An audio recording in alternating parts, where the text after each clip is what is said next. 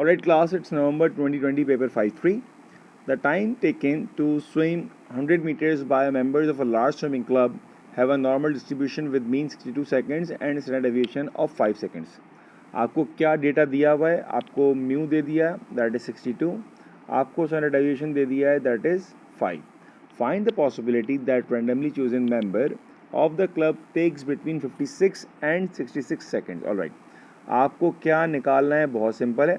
आपको वो पॉसिबिलिटी निकालनी है जो कि 56 से ज़्यादा हो और 66 से कम हो. वो आपको पॉसिबिलिटी निकालनी है. ठीक है, तो सबसे पहले मैं स्टार्ट करूँगा भाई Z से. ठीक है ना, तो मेरे पास जो पहला केस लिखा है उसको मैं कह सकता हूँ x is greater than 56. Alright, formula क्या होता है हमारे पास? Formula is what?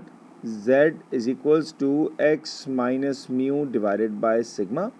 Z की वैल्यू मुझे नहीं पता, x मेरे पास यहाँ पे 56 है, minus mu is given that is 62 divided by sigma is given that is 5. Simplify करते हैं इसको, ये आपका आंसर आ गया Z is equals to -1.2. Alright, और जो मेरा रीजन है वो क्या है? बेसिकली ग्रेटर देन है. ठीक है, इसका ताल्लुक क्या है? इसका बहुत इंपॉर्टेंट हमारा रोल है वैल्यू के ऊपर.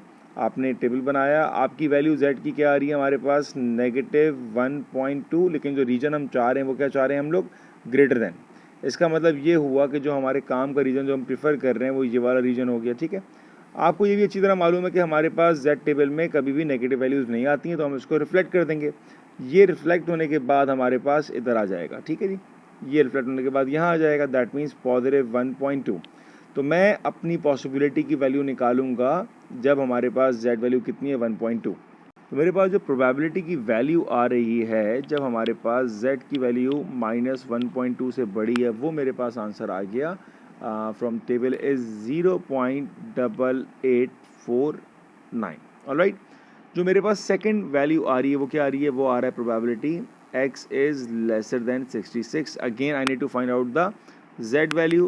Z is equals to x minus mu is 62 divided by 5, that will be 4 divided by 5 which is equals to 0.8. Alright class, मेरे पास वैल्यू आ गई. अच्छा जी, मैं यहाँ पर देख रहा हूँ लेसर देन को. ठीक है, इसका बहुत इंपॉर्टेंट रोल होता है हमारी वैल्यू पर. मैं आया यहाँ पर, मैंने ग्राफ बनाया अपना, जहाँ पर 0.8 की वैल्यू आएगी. मेरा जो वांटेड रीजन है वो कहाँ पे लाई कर रहा होगा? वो इसके लेफ्ट पे लाई कर रहा होगा. ऑलराइट, ये मेरा वांटेड रीजन है, इसकी वैल्यू मैं निकाल सकता हूँ बाय यूजिंग टेबल. अब आपने फ़ौरन Z टेबल देखना है, वहाँ पर आपने सर्च करना है 0.8 को, और जहाँ पर 0.8 आ रहा है वहाँ पर मेरी पॉसिबिलिटी कुछ ऐसे आ रही है, Z is lesser than 0.8 is equals to 0.7881. अब देखें अब क्या होगा, अब बड़े मज़े का काम आने वाला है. अगर मैं अपना फाइनल एक डायग्राम बनाऊं जिसमें मुझे चाहिए मेरा रिक्वायर्ड रीजन, तो मैं ये कह सकता हूं कि मेरे पास जो रीजन आ रहा है वो -1.2 की जो वैल्यू होगी उसके राइट पर है और 0.8 के लेफ़्ट पर है. ठीक है ना, इसका मतलब जो मेरे काम का रीजन है वो रीजन ये है जिसको मैं अभी शेड कर रहा हूँ. ये रीजन मेरे काम का ऐसा है, ये आप लोगों को समझ में अच्छी तरह आ गया होगा कि मेरे काम का रीजन ये है कि -1.2 से ज़्यादा है और 0.8 से मेरे पास कम है. अच्छा रही है, इसको निकालने की स्ट्रेटजी ऐसी है, अगर मैं 0.8 की प्रोबेबिलिटी निकालूं ग्राफ से, टेबल से सॉरी, तो मेरे पास ये पूरा आंसर आ जाएगा. ठीक है, अब क्लाइमेक्स ये है, अगर मैं किसी तरह -1.2 की वैल्यू निकालूं और उसको मैं सेपरेट कर दूं रेड वाले से, तो मेरे पास ये रीजन ऑटोमेटिकली आ जाएगा. तो अब मेरा सारा गोल ये है कि मैं ये वाली वैल्यू ढूंढूं. अच्छा भाई, ये वाली वैल्यू कैसे हम ढूंढेंगे? बहुत ही आसान काम है. अगर आपको मैं इसकी एग्जांपल यहाँ दूँ बना के, मेरे पास जो मुझे रिक्वायर्ड रीजन है वो क्या है कि यहाँ पर मेरी वैल्यू -1.2 है और जो रीजन मैं ढूंढ रहा हूँ, जो मुझे ज़रूरत पड़ रही है, वो रीजन ये वाला है. ठीक है, हम जानते हैं कि हमारा जो ग्राफ होता है ये सिमेट्रिकल होता है, तो अगर मैं 1.2 को इधर लेकर आऊँ तो रीजन कौन सा बनेगा? शेड वाला. यस, आपने बिल्कुल सही कहा, राइट वाला बनेगा. मुझे ये राइट वाला निकालना है. ठीक है, मेरे पास जो वैल्यू है ये 0.8849, ये कौन सी है? ये तो वैल्यू इस 1.2 के लेफ़्ट वाली वैल्यू आ गई. ठीक है ना, अगर मुझे राइट की वैल्यू निकालनी होगी तो मैं क्या करूँगा?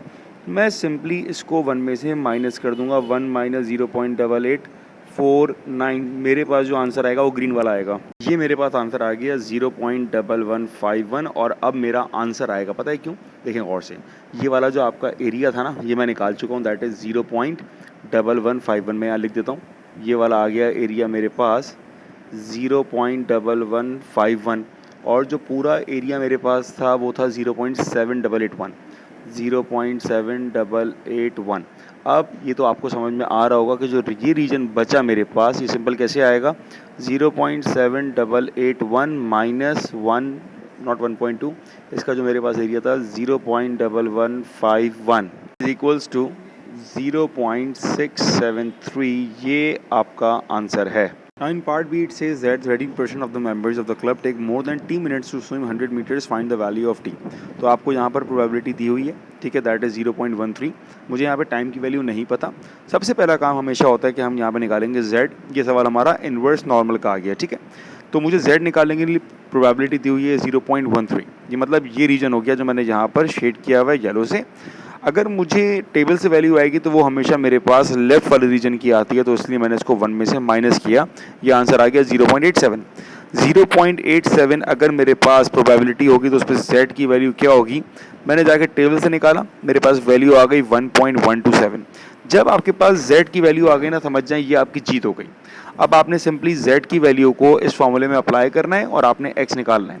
मेरे पास X का आंसर आ गया 67.635। ये मेरा फाइनल आंसर था। अब T निकालने के लिए मैंने सिंपली काम क्या करना है, मेरे पास ये जो आंसर आ रहा है ये किस में आ रहा है, मेरे पास मिनट्स में, ठीक है, और आपको जो दिया हुआ था दैट वाज इन सेकंड्स, तो अब आपको यूनिट कन्वर्ट करना पड़ेगा। तो अब मैं अपने टाइम जो X का आंसर आया है 67.63, उसको मैंने डिवाइड करना है 60 से, तो मेरे पास टाइम का फाइनल आंसर आ जाएगा 1.127। ये आपके पास फाइनल आंसर है टाइम का।